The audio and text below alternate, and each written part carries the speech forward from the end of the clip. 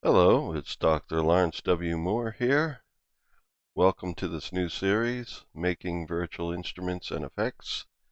This is a series about making either instruments or effects processors that are software-based. Now, most of the time that we think of virtual instruments, we think of things like VST plugins or RTAS plugins if you use Pro Tools. These are basically pieces of software that load within a digital audio workstation software and give you instruments or effects that you can use in your music making. But virtual instruments and effects as a category goes beyond that. And in the course of this series, I'm going to begin with using the open source programming environment Pure Data and an open source graphic user interface maker called MobMuPlat that allows you to make graphic interfaces for all sorts of musical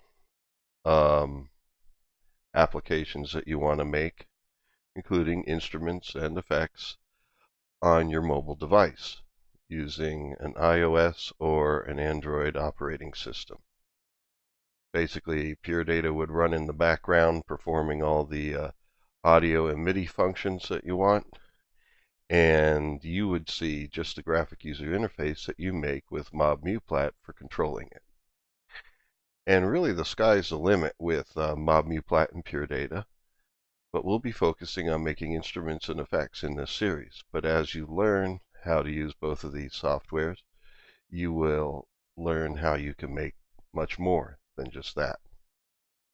But that's all in the future. Let's focus today on learning what MobMuPlat is, and for those of you that are new to Pure Data, what that is, and how we can use these softwares together. This is going to be the foundation lesson for everything to follow in the next two series, meaning Series 1 and Series 2 of this overall series. So, without further ado, let's go and take a look at MobMuPlat. Okay, so here we are at the MobMuPlat website, mobmuplat.com, spelled just like this, abbreviating Mobile Music Platform. And here's an introductory video that they have for seeing what MobMuPlat is and what it can do. And then down further, there's some instructions on how to get the software and utilize it. Step 1 is you make a user interface in MobMuPlat. Step 2, you make your application, really, the actual engine for it in Pure Data. And then the two of them work together on a mobile device using the MobMuPlat environment, which is a free download. All three of these items are free downloads. So as we go down here, you'll see what we want to download. First of all, if you're used to going to the App Store or Google Play, you want to download the MobMuPlat mobile app. Basically, this is where all your apps will be able to run from. And then here, you want to download this. This is the MobMuPlat graphic user interface editor and utilities that you need to develop your apps. And then further down here is a link to Pure Data where you could download it. You want version 0.46 or higher. Pure Data can also be accessed by going to puredata.info, and there is a download link here as well.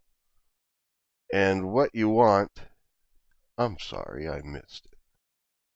And what you want is the variety of Pure Data called Pure Data Vanilla. And that is Pure Data without any additional add-ons, because those add-ons won't work with MobMuPlat, and nor will like PD Extended or other versions. So you want to basically go with this Pure Data Vanilla. and download it from the site. If you download either of these softwares from their home sites, you won't get any kind of additional unwanted applications or anything installed on your system. Okay, so that's what you need to get started. You should download and install Pure Data to your system. And then when you download the MobMuPlat development kit, basically it'll be a folder that comes out of a zip file. And what I did is I put this in its own folder location on my computer where I'll be able to access it more easily for how I organize my system. And then I have a projects folder outside of it. This is where I keep all the projects that I make with MobMuPlat. Inside the MobMuPlat folder, there's an editor folder for the editor itself, which allows you to make the interface. Although we're not going to go in there and open it directly. I'll show you something else that is more convenient. This is resources for the wrapper. That's the thing that allows you, while you're building your app, to have Pure Data and MobMuPlat communicate with one another. And here, the patches folder have all the example MobMuPlat files and Pure Data files for the example applications that come with MobMuPlat. When you run MobMuPlat on your mobile device, there's a menu icon up in the upper left-hand corner, and all the apps you see here on disk are in there. They're in a MobMuPlat folder on your phone or mobile device, and basically they're in a list form, and you can select them and try them out. This is basically all the source files so that you can see how they're made. But as you go through this series, you won't really need to explore those. You can on your own. But as I go through this series, you'll be learning how to build things for me. You have here an application called the Launch, which launches the Pure Data and MobMuPlat wrapper. What this is basically, it's something that works in the background that connects MobMuPlat to Pure Data so that you can make your app and try it out as you go. And actually, this is a convenient way to open basically both environments at once, and this is what we're going to use. If you have a Mac, you'll use the Mac application here. This is the cross-platform application that's Java, so that's the one I'm going to use, although they're going to look pretty much the same. So now that I did that launch, the wrapper opens up the MobMuPlat editor here, a Pure Data window here, and then a Pure Data patch here that is the wrapper itself. This is what makes the two softwares communicate with one another. This you can just minimize. It needs to be open, but you can get it out of your way so that you can basically devote your screen to what you're doing. Okay, so here we go. Let's take a look at MobMuPlat first. The first thing we actually want to do, since we're making something, is actually save a MobMuPlat file and then a Pure Data file to the disk, so that way as you go you can continue saving, and you basically have two paired files that will then function with one another in the MobMuPlat environment on your phone. So we're going to go here to File. We're going to go to, well, this is already a new file, so we don't have to make a new file here. This is where you can also open some things that you've already made. Or right now, what we're going to do is go to Save, so that we can give this MobMuPlat interface that we're going to make a home on disk. It's always good to do that to start, because then it'll keep saving it there. The browser for the cross-platform app looks a little different than your typical operating system's browser. If you're using the Mac one, it'll look like a Mac browser. But here, this doesn't really look like a normal Windows browser, but don't let that disconcert you. You can find where your folders are. I have I have my folder stored in projects. And then in here I have a folder called PD for all my PD developments, and MobMuPlat for all the things that use MobMuPlat. Now here's the folder I showed you to begin with in my regular File Explorer window. And so now I'm going to go to Projects, and I'm going to make a new folder here for this project and keep the files associated with it together. What we're going to make is a simple synth, and I'm going to call it synth_simple.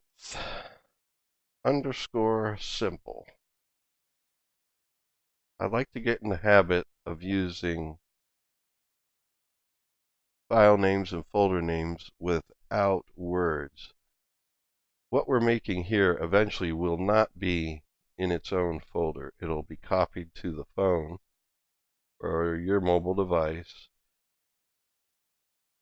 to the MobMuPlat folder, so it won't be in a separate folder of its own, but on my computer I like to keep it in a separate folder.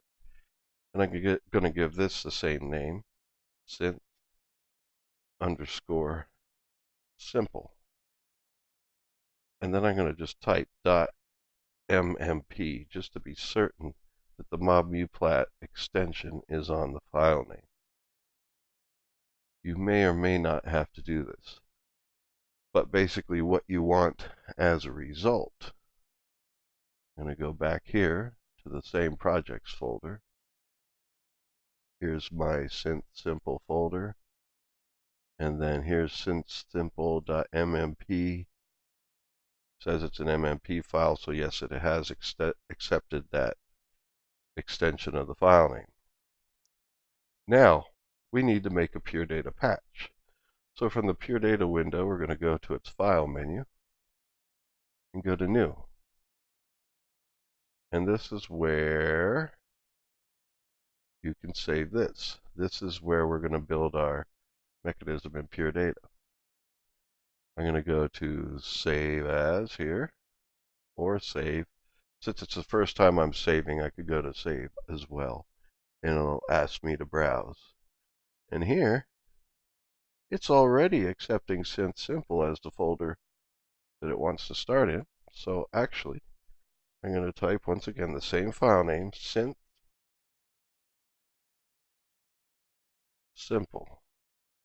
It's best that you use the same file name. Of course, the extensions are different. This is a PD file, although since the computer knows what a PD file is, it doesn't display the .pd extension, but it is a PD file and it knows it. And this is a .mmp file, but it displays the extension because it doesn't really know what that is, because we're using a cross-platform Java app, and so the file name is not associated with it. But that's okay. It'll work when these are on the phone. But notice they have the same file name. Are they required to have the same file name? No, but when you're organizing your apps, since you'll have multiple ones in your MobMuPlat folder on your phone, keeping the same file name is good, so that way when you see them all together in a folder, all the ones with the same name will line up together alphabetically, and it's easier for you to browse through your apps when you're looking at that folder. But the next thing we need to do here is go over to, here, let me just get this out of the way. I'm actually going to minimize this folder so we don't have to see it anymore. I'm going to click and put the Pure Data patch over here.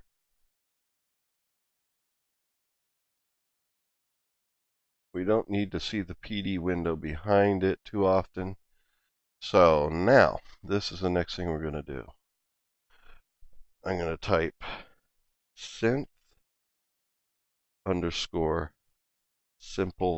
here. This is where you put the name of your Pure Data patch. You can even go to this browser here and browse for it. But since I would have to browse for it again and go through the folders to find it, it's easier for me just type synthsimple.pd here, since I know this is what it's called, and it'll be fine. It's in the same folder together as they will be on your phone, so as long as you just type the file name accurately, you're fine.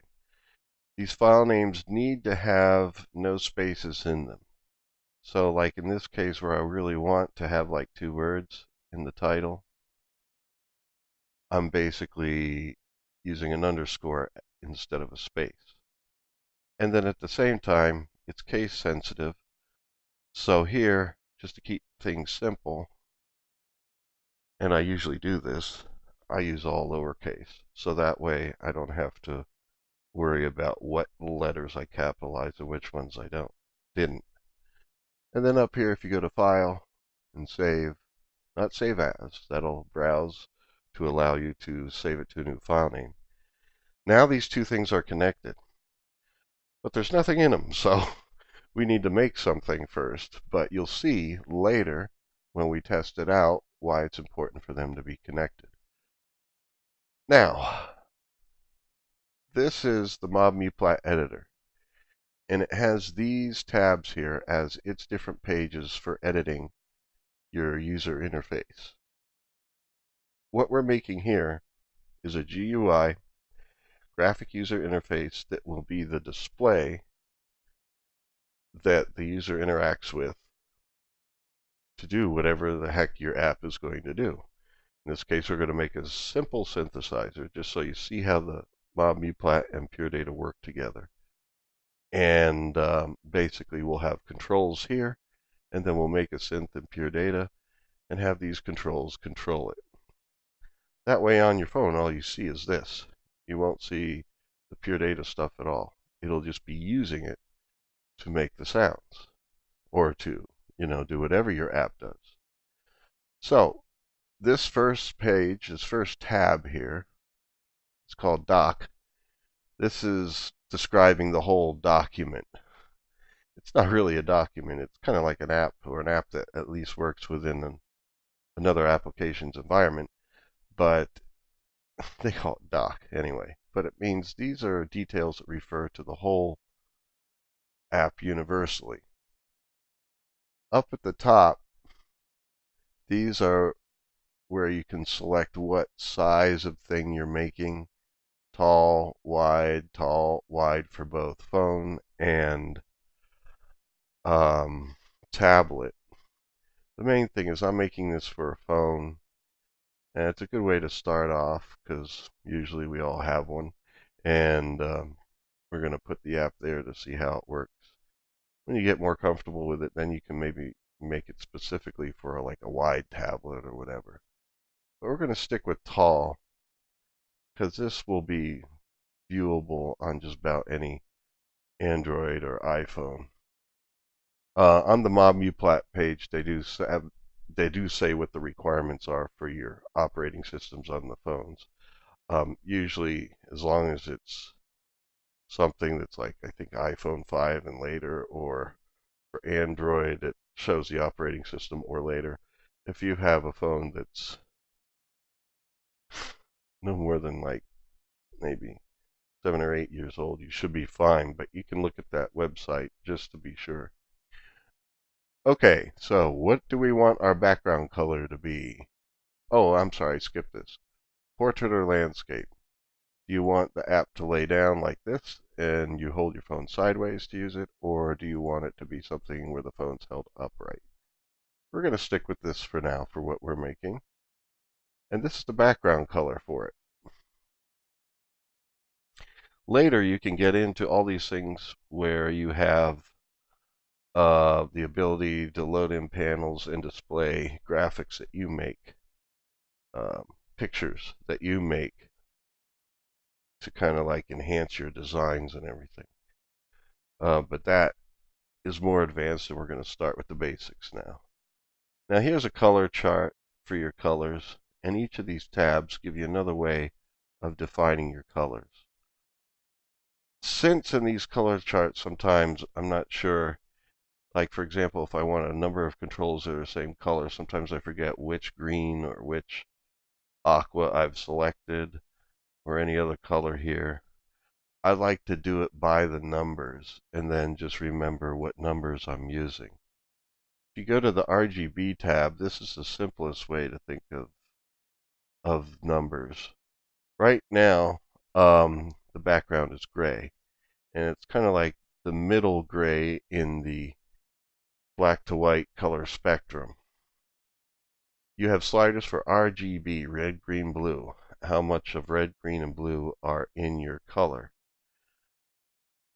If we go all the way to 0 on all three, excuse me, then we have black as our background. If we go all the way to the right on all three colors, like there, for example, I went all the way to the right on red, the max number of 255. It's a range of 0 to 255 for each of these. You see, we just get bright red. The further to the right you go with any of these sliders, the brighter that channel is. And all the way to the right on all three is white. I like a black background, or at least I'm going to use it for this app. I mean, you could do anything else in between, like equal amounts of green and blue will give you like an aquamarine color, varying in brightness depending on how far over you move the slider. And the alpha channel here, well, this has to do with, if you see down here where previews is kind of like its opacity, but I like to leave that all the way up, because what we have here in the background is, I think it's gray, or it may be black. I'm not exactly sure what MobMuPlat's actual background is, so I like to keep the alpha channel up and then just use these three sliders to select my colors. So now we have a black background. A menu button on the phone, it's not going to look like this. A menu button, though, always appears in the top. It's going to look like that 3 horizontal bar menu button that we're used to seeing in cell phone web pages and cell phone apps and so forth. That display is up here. That gives you your menu to select other apps in MobMuPlat. That will always be there. So next we have to decide how many pages we want. This is going to be a simple app that's just one page. So it's going to be one page, and the starting page is page 1. Down here below is where you would go through different pages, up or down, to edit the different pages of your app. Here on the right side where it gets displayed, basically what happens is if you make, for example, a 4-page app, it means you have one page, and then you swipe right to left, and it goes to page 2. Swipe right to left, page 3. Swipe right to left, page 4. That is basically the page structure. It's like a book structure, and then you could say, what is the starting page, 1, 2, 3, or 4? We're just one page, so we're not going to bother with that. And now, after saying all this and having selected black as my background color, that's going to negate what I was about to do here. There is a function called layout grid, which we won't see because the grid itself is actually black. But if you check this off and hit the snap to grid button, basically what will happen, you could close this now, is it snaps all your design to a grid to line everything up with it.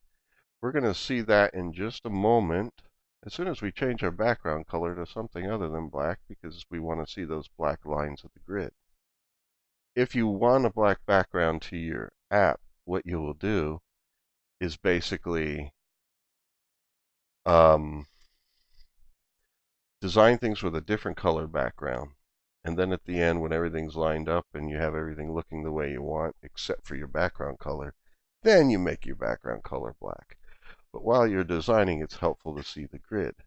So what we're going to do here is I'm going to make like an aquamarine background. 127, how about that? That will be a medium color. See, now that's 127 green. and we could see the lines of the grid appearing already. And we're going to do that here with the blue. There we go. So now we have, I'm going to hit OK down here. Now we have basically a medium bright aquamarine background. Incidentally, when I press this again and it shows the layout grid options, default options are for your X and Y aspects of your grid, X being horizontal, Y being vertical. Default, it's 20 by 20, and so your boxes here are 20 by 20 pixels. I like to use 10 by 10, so that's why I have that way. Although in the making of this app, it won't be important. This has such a simple design to it, it won't really matter. It just means how much resolution do you want for making things line up. And you'll see what that means in just a moment, because we're going to make our first object. In the Add menu, you can click any of these to make an object. I'm going to start with a slider. This is how we're going to be able to select pitch. And so basically everything you see, it kind of locked it into place, lined it up with the nearest boxes. And then I'm going to make it a tall slider like this. Now sliders have properties. So you go to the Prop tab, and then these are the slider properties. The colors, for example, are just like we did already. This is where I can select a color for the slider. I'm going to go over here to RGB again. Now let me see, what color do I want with this? How about we do a green with this? Let's lower this to 127, the blue. So that way, slider will look, I lowered the alpha. It's not what I wanted to do. I typed in the wrong box, basically. Slide over. There we go. 127. All right, well, no, I want my green all the way up. There we go. So now we have like a really bright green on that. Maybe what I'll do is this, because this thing has an option of a highlight color, the color it changes when it's highlighted, basically being touched. I'm going to make this one here, the green channel. Okay, it's 127 now. I think I'll keep that. But what I'm going to do here with the highlight color,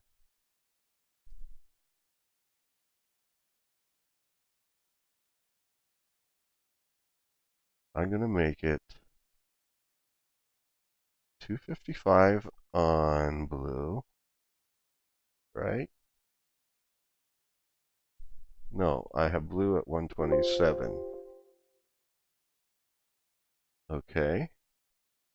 And then red's going to be all the way down. And then here where I have it at 192, I'm going to make it 255 in this one, which means it'll be even a brighter or a more intense green. Yeah, I guess brighter is the wrong word to use. More intense, or deeper into what that color is. And maybe in order to make that work, I'm going to lower the blue channel down to 63. See, this is its normal color. This is when it's selected. And so I'll show you right now how that's going to look in operation. You go to the Lock tab. This means now you can use your slider and see how it'll work in the app. See how it gets more intense of a green when you touch this? Of course, on your app on the phone, you'll be using your finger instead. There we go. That's how you can use your highlights. I mean, it comes out with a default of blue that turns to red. and those are pretty drastically different colors. That I like it to just highlight a little bit of something, or for there to be a meaning to the color, depending on what I'm doing. Now, this next thing is address. This is really the name of the object, so you can communicate its information to Pure Data. I'm going to name it slash. Sorry, when I back up too far, Windows rings at me. / needs to be in its name. Its default name was my slider, but I'm going to rename it to / note, because this is going to send MIDI notes or MIDI note numbers to Pure Data to control the synthesizer. Then next, this is where you can select whether it's horizontal or vertical. If you make it horizontal, then the slider goes sideways, which looks silly right now because it's only that wide. If I click on it and select it, that's what this black selector means. It's selected. The lower right corner, use the square there. That looks more like a real horizontal slider. You slide this part going sideways. But I don't want that. I do want the vertical. So let me go back and make this the way I had it. Okay. There we go. Now, the next thing is its range. And as it indicates here, if you want a floating point number range, you want to leave this at 1, because the bottom of the range is always 0. And if you leave it at 1, it'll be floating point numbers, meaning decimal point numbers between 0 and 1, like 0.112, 0.256, whatever. In this case, we are going to use MIDI note number ranges. So I'm going to put in the value 128, which means, well, let's do 127, which means it'll go from 0 up to 127, I believe. The reason why I was thinking 128 at first was, since 0 is a value, maybe it will then make 127 its maximum. But we're going to find out in a second which it does, because off the top of my head, I'm not remembering. So we're going to make it 127, and we'll see what its value range is going to be. I'm going to go here to lock. And now over here in Pure Data, I'm going to make what you need to receive information from the GUI that you're making here in MobMuPlat. So I'm going to make an object in Pure Data. Objects do things. It's occurred to me now that I'm not going to give a big background on Pure Data because I have other tutorials on it. You can follow along and finish this this episode, but if you are not quite familiar with Pure Data and this is all new to you, you might want to go to my series Learning Synthesis with Pure Data and start off with Lesson 1. If you do Lesson 1, 2, and 3, by the end of that, you'll have a strong foundation, a strong enough foundation with Pure Data to go on with this series. But for now, you can just kind of go along, even though maybe you don't know exactly what we're doing.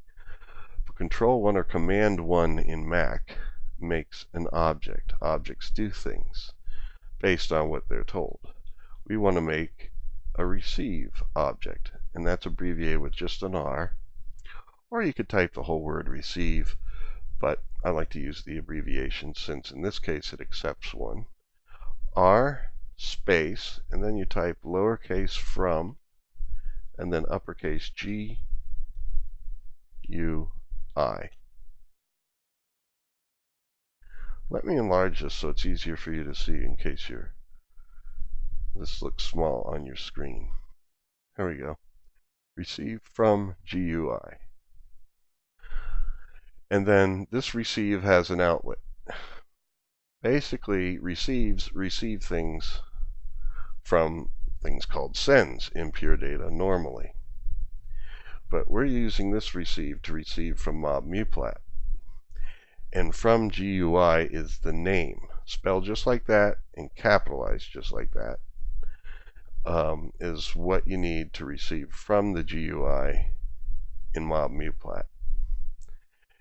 And then what you receive, I'm clicking this because I want to make the next object appear right under its outlet, and it's connected up automatically. What you receive is in list form, and it needs to be trimmed. So you type list trim. Basically, everything that gets sent and received here from GUI is in list form. All your objects here are sending data with different names. This one's named /note. And so this is what parses up that list so that you can then send the information for each item to a different location in Pure Data to use it. I'm going to select this again and hit Control 1. When you do this, it makes the next object automatically hook up to the outlet of the object above and just puts a little bit of space. It's kind of space efficient. And I'm going to type route and then /note. We already made that. And then we're going to make /amp to control the amplitude, or basically the volume of our synthesizer. And there it closes up. If any of these are still dotted boxes that don't close up and become solid, it means you have some sort of syntax error here. Like route needs to be spelled properly, all lowercase, a space, and then you're using / and these names. This is fine even though we haven't named it in the software yet. We will. Now, when you make a route object, it'll have as many outlets as items that you put separated by spaces here, +1. Meaning, this is the outlet going left to right. This is the one that would be sending out note, /note. And then in the middle here, there's an outlet that will send out /amp. And then the third one, the right corner, is going to be none of the above. Now, nothing's going to come out here because we're only going to have 2 objects in here, and so it won't have anything non-listed to send out here. But route always makes that, so that's always part of it. Note that your outlets will not usually line up with these words. So you don't say, oh, okay, well, this is note here. No, it's in order left to right. So note comes out here, and amp comes out here, and since there's only 2 there, the none of the above comes out here. Okay, so our /note information. Let's see what we get. I'm just clicking it so that I can hit Command 3, or actually I'm hitting Control 3 because I'm using a PC. But if you're using a Mac, you hit Command instead of Control. These are shortcuts for making objects. All these objects are in the Put menu up here. And you see the shortcuts listed next to them. A regular object is Control 1 or Command 1, and then you have other types up here that we'll get into later. But a number box just displays a number, and the reason why I made this is I want to see over here what numbers come out. Now, when you're in lock mode, and if you've opened both of these things with the wrapper that we use, the launch wrapper, and we used that Pure Data window to make this patch, and we use this graphic editor window to make our graphic editor, to make our GUI. And if you have here in the doc page the proper file name listed, and both of these are saved to disk, then this lock area will allow you to send data from one to the other. And as you see, my numbers are going up there in Pure Data. And it maxes at 126. So that answers my question. If I want to go from 0 to 127, then over here in prop, we want to make this 128. Because it always starts at 0, and 0 is a value in the range. So when you type 128, that means you have 128 numbers or 128 values in your range, starting with 0 and ending with 127. So now we're going to go here to lock and move it all the way up. There we go, 127 down to 0. Those are MIDI note numbers, and we're going to use that to make MIDI notes, and then these notes are going to become frequency values, because we're going to make an oscillator next, and oscillators receive frequency numbers like hertz, and so we have to convert MIDI to hertz, and that's done with an object called M2F, MIDI to frequency. And then I'm going to hit Control 1 right away again and type OSC and then tilde. If you hold down Shift and click that button that's just to the left of the number 1 in the number strip, the horizontal number strip on your keyboard, that's usually where the tilde is.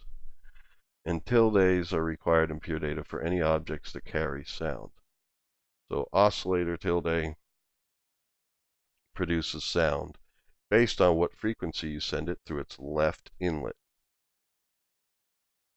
And then we're going to send this out, and I'll just show you, just in case, just to show you that you can make objects and hook them up even without selecting them in order like I've been doing. We're going to make an object that's an amplifier. In the digital world, that's an asterisk, meaning a multiplier, with a tilde. Because if you take the signal that's coming out of oscillator and multiply it by numbers,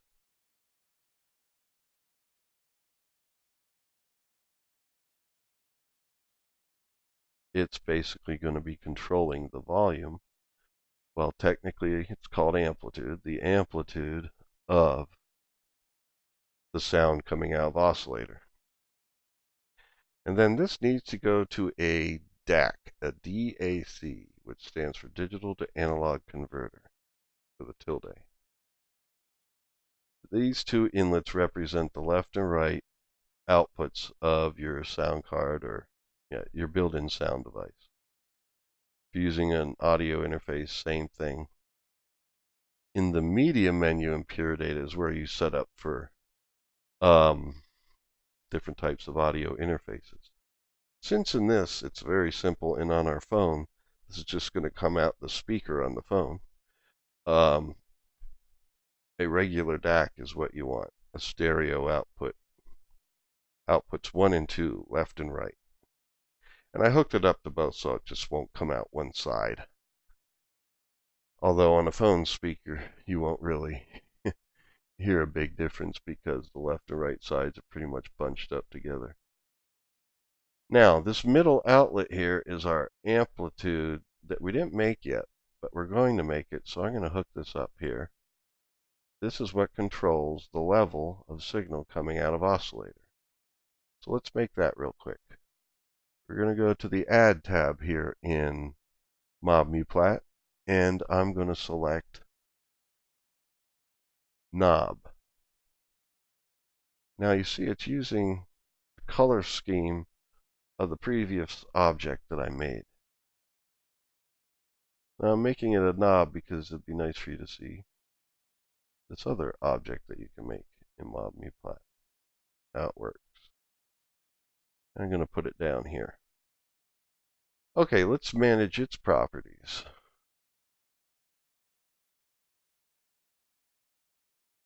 Alright, it's using the same highlight color scheme that I have for the other one. That's fine. And its indicator is white, that's the little line here showing what value you're at. Right now it's set to 1 as its value range, so it's going to go from 0 to 1. And actually that's what we want, because that's the amplitude value range for Pure Data that works for controlling your normalized signal output from an oscillator. Now, once again, if some of this is a little bit going beyond you as far as like these amplifiers and oscillators are concerned, you'll want to check out my series, Learning Synthesis with Pure Data, which starts right from the scratch with Pure Data and the fundamentals of synthesis in digital audio. You'll at least want to see those first 3 episodes. So I got to name this, and and once again it needs a /. So I'm going to say / and amp. The names of the addresses here need to line up with the names over here that you're receiving. Because if I have a different name here, this route won't be receiving it. And that stuff will come out this third outlet here. But anyway, we named it properly as amp. And it is case sensitive. That's why I always use lowercase. And the names can't have spaces in them, because you use spaces to declare separate items in the list. And so these names can't have spaces. If you want to use double words or something, use an underscore in between them. Okay, let's go back over to lock. Now, I didn't put a number box here. Let me do that. That way we can see the numbers coming out of the route. These number boxes are here for no reason other than just display for us right now to see what numbers are coming out. They aren't necessary, because the numbers will flow out of there and go right into the multiplier object anyway. But here we can see them. So I'm going to click this and move it, and see it's a range of numbers going from 0 to 1, which would be full volume, 0 off, and then something like 0.5, almost there, 0.48, whatever. That would be like half volume. Now we're not hearing anything because the DSP in Pure Data, when you first open a patch file, is usually turned off. DSP means the digital signal processing, which means is sound flowing or not. We're building this thing, but sound is not being generated, like your oscillator is not operating, unless you go up to the media menu and turn on DSP. There we go, and it has a shortcut, Control / Command / and Mac. So there we go. Now, in order to hear this, we're going to need to turn this fader up a bit. These frequencies down here are low, and you can't hear them. There we go.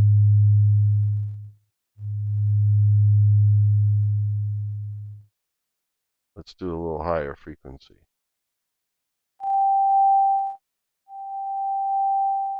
I promise I wouldn't blast people in this one, but that one jumped out louder. That's because of the Fletcher-Munson curve. Frequencies that are higher, especially approaching the high middle range, sound louder to our hearing than the other frequencies, even though technically what I was using here was the same amplitude range. These frequencies are going to sound louder to us because our ears are more sensitive to them. But anyway, that's just a side note. Now, for this app to work in general,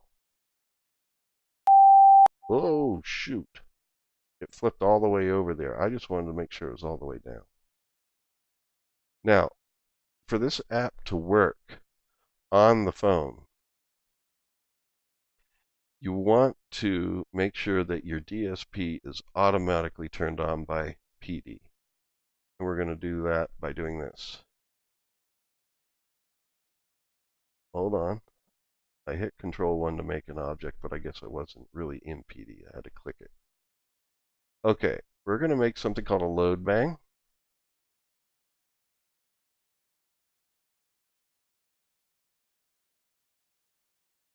And then, like I did before, I'm selecting it so that when I make another item, it's going to be displayed below. But instead of an object, we're going to make a message. Its shortcut is Control-2 or Command-2 in Mac. There we go. There is the message box, and we're going to type semicolon. Now hit Enter, even though it won't go to the next line right away. But then start typing PD DSP 1, and then end it with a semicolon. Now what this means, message boxes are designed to send signals from one thing to another. And when you start off with a semicolon, it means, all right, this message is going to go to, well, there's going to be multiple items in this message. And then this says the message is going to PD, Pure Data itself. And the command is DSP1, meaning digital signal processing on. And a load bang is something that sends out a bang or a command to do something. And a message box receives that bang, and basically when it gets banged, it does this. And so the message gets sent to Pure Data to turn on DSP. You need that in all of your MobMuPlat apps because the DSP needs to be turned on at the beginning so that when the user calls it up, it works. Okay, then one other thing. I'm going to move this gently. Let's do a lower frequency. There we go, that one's nicer. You hear how it's scratchy?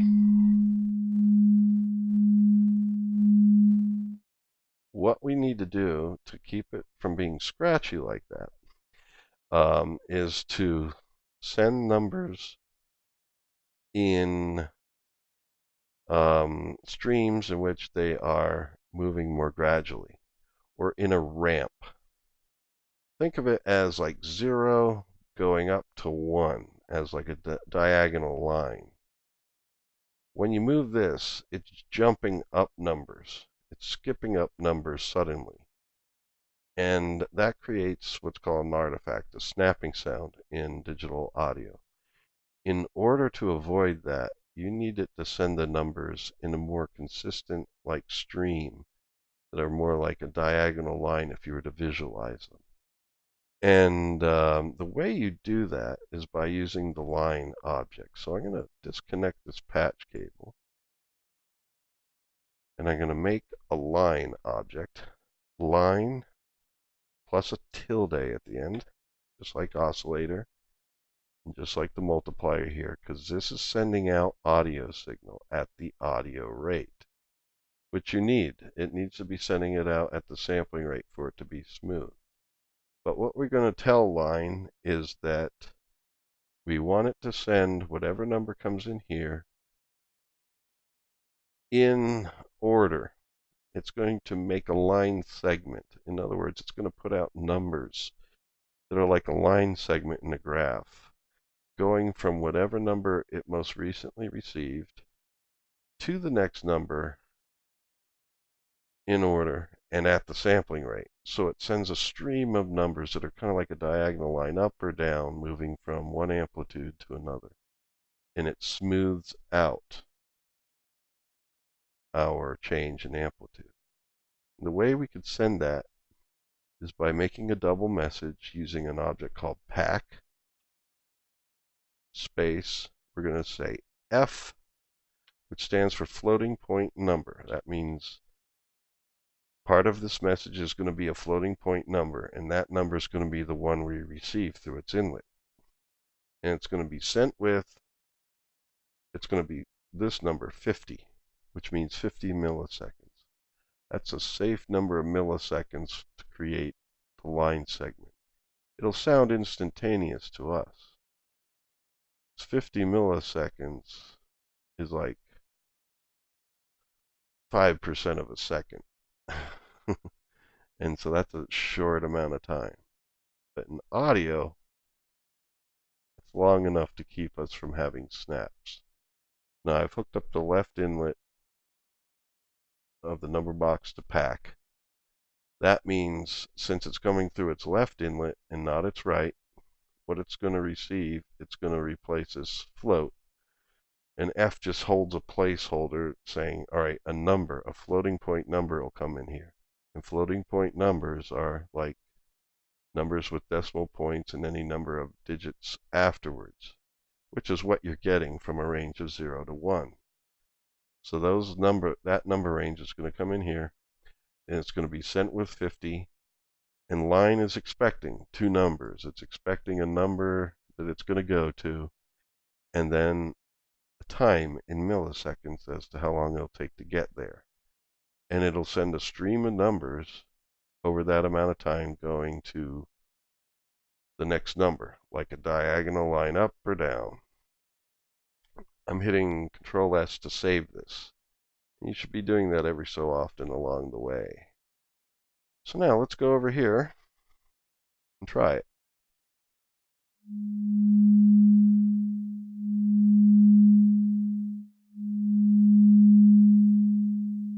Now it's smooth. Okay, so we made a simple synthesizer and we've tested it out in our operating system here. Now what we're going to do is close these items and then put them on the phone. Now let's just make sure this is saved. File, save, close it. Oh, that's right, you can only close it by going to File and Quit. In the MobMuPlat editor, it's picky. Okay, and then here I can close this Pure Data window now, and the wrapper is now going to close too. So the wrapper is gone. We don't need it anymore. And here are the two files we just made.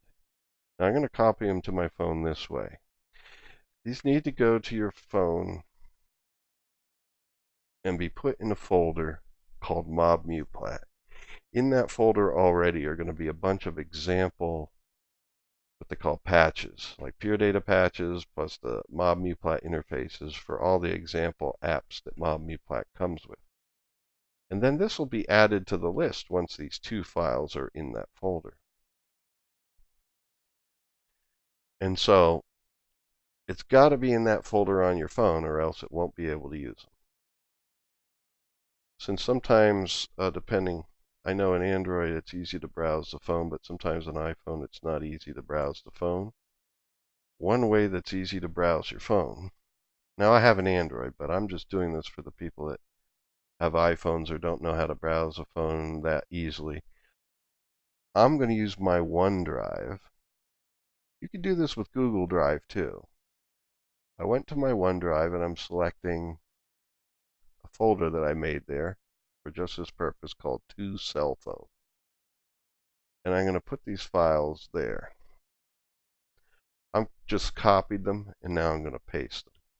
You could drag and drop, although it may take them out of this folder, so that's why I prefer to copy them. So I copied and pasted them here. So right now this folder, being a OneDrive folder, syncs with the cloud. And now it's on OneDrive on the cloud online. And what I'm going to do is pick up my phone. Here, I could probably switch to webcam now because we don't need to see the computer. Hello, we should be on webcam now. And so on my phone, I'm going to go to the OneDrive app. You can do this with Google Drive too. And then here I'm going into the To Cell Phone folder on OneDrive. And I'm going to select both files. See, they're both selected. They have this blue dot in their upper corner, meaning that they're selected. And then I'm going up to the menu button all the way to the right corner of OneDrive. And I'm going to go to Save. And it brings up this browser where I can browse where I want to save it to on my phone. That's why I'm doing it this way. because then I can tell it what folder to put it in. Now you could do this also if you hook your phone up USB to your computer, and if it displays an actual file structure there. See, there's a folder called MobMuPlat.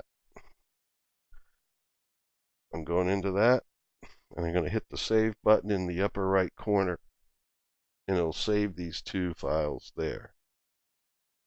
Now, in my MobMuPlat folder on my phone, I took out all the example patches. So now I'm going to run the MobMuPlat app. Here it's opening with its animation. In the upper left-hand corner is your menu bar, or your menu icon, and it'll open up a list of apps. If you didn't take them out, you'll have a whole list of all the example apps. But in that list, there should be one called Synth Simple. I took them out, so it's the only one in the list. And so now,